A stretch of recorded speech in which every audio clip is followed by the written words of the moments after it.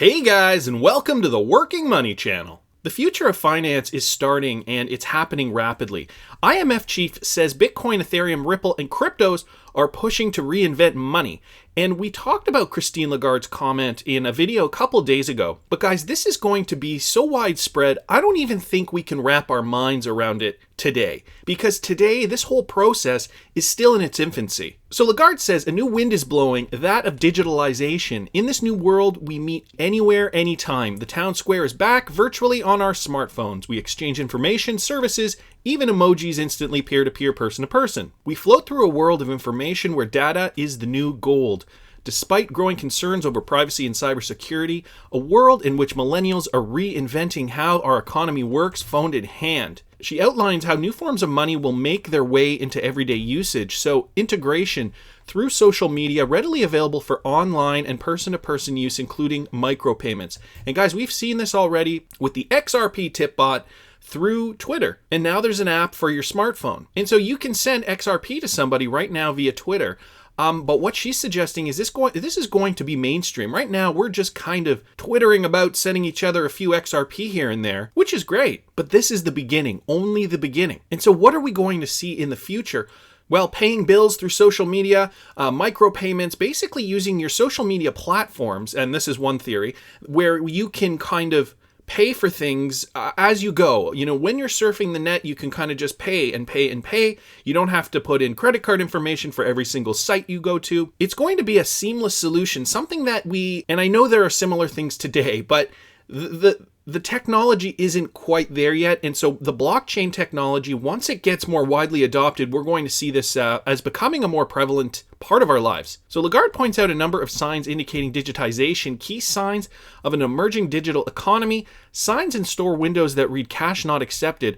I remember a time when there were signs in store windows that said cash only because they did not accept other forms of payments. And you know, in and around Toronto, there still are some restaurants in some neighborhoods that do say cash only, possibly to avoid paying taxes. You know, when you deal in cash, it's a lot easier to skim off the top and not to provide full detailed financial data to the government. Bank deposits feeling pressure from new forms of money, right? E-money from Alipay, WeChat in China, Paytm in India, which we've discussed in other videos, M-Pesa in Kenya. So according to Lagarde, even cryptocurrencies such as Bitcoin, Ethereum, and Ripple are vying for a spot in the cashless world, constantly reinventing themselves in the hope of offering more stable value and quicker, cheaper settlement.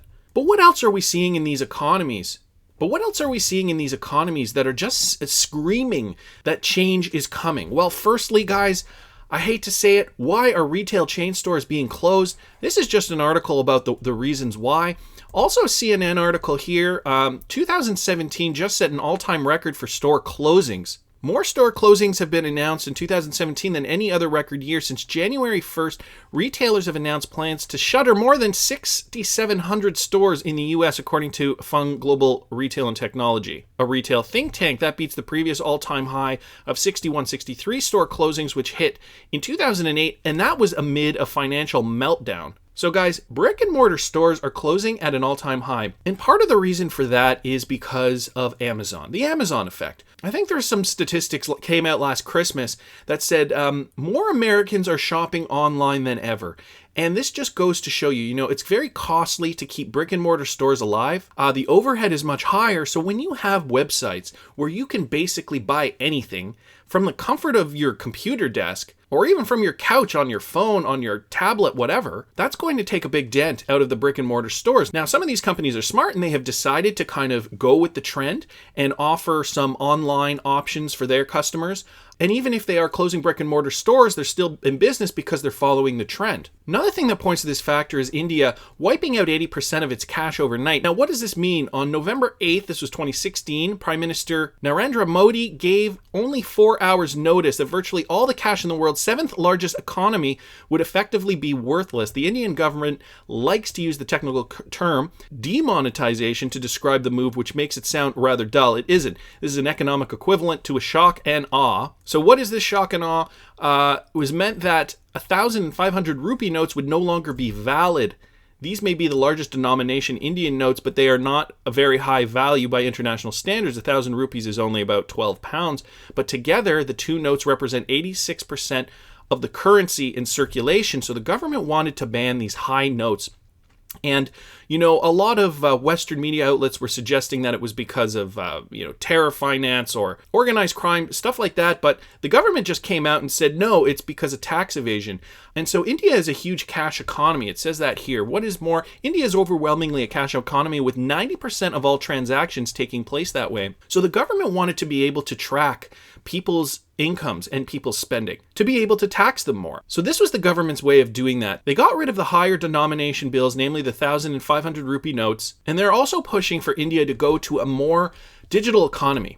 So guys, what else is going on, right? The world is becoming more connected than ever before, and we can see that here with Alibaba. I did not know about Alibaba until a few years ago, and it's basically the Amazon equivalent in China. So everybody around the world is as far as I know, I mean, I visited Europe a couple of times over the last few years. I know people who live in Asia, South America, so on and so forth, and everybody uses Alibaba. And I feel like it's only Americans that use Amazon. Well, Americans and Canadians. I use Amazon too. And I'm not saying it's just them. I'm not painting everybody with one brush. However, Alibaba is like the equivalent in Asia. So this is happening, right? We're starting to see huge global markets become prevalent around the world.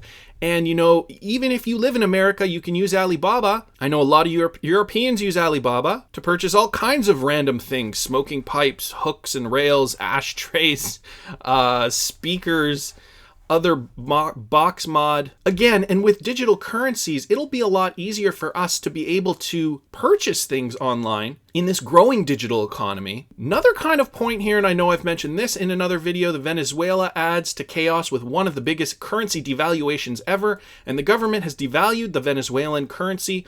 95% plunge. And this happened in the summer. So when you have all these currencies in the world and some are being demonetized, devalued, and, you know, we're just kind of all over the map. When we originally started our current financial system, economies were more localized. We didn't do so much global trade. There were systems in place to facilitate that. But now in this emerging digital economy, and everybody's a consumer. Everybody wants to have a way that is easy and seamless to be able to pay for things that they see at a glance online. They want to be able to pay bills. They want to be able to buy microwaves. They want to be able to pay for their child's tuition. They also want to prepay for their cup of coffee that they plan on going down and walking to the store to pick up and have it ready for them. The digital economy is becoming more and more prevalent. We talked in another video about fiat currency turning digital. And guys, also XRP Ledger transaction volume surpassing total trading volume. Are the gears of Ripple's xRapid liquidity pool moving?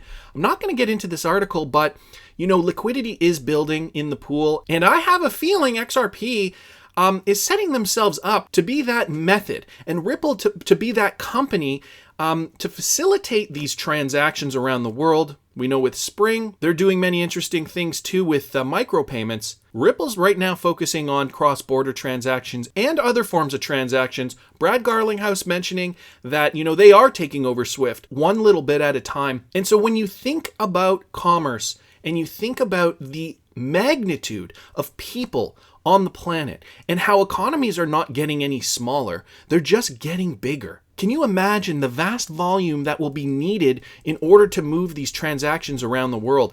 Last thing I wanted to show you here, Welly Scully, development director at Ripple, looking at a 24-hour trade volume in USD on September 20th, 2017.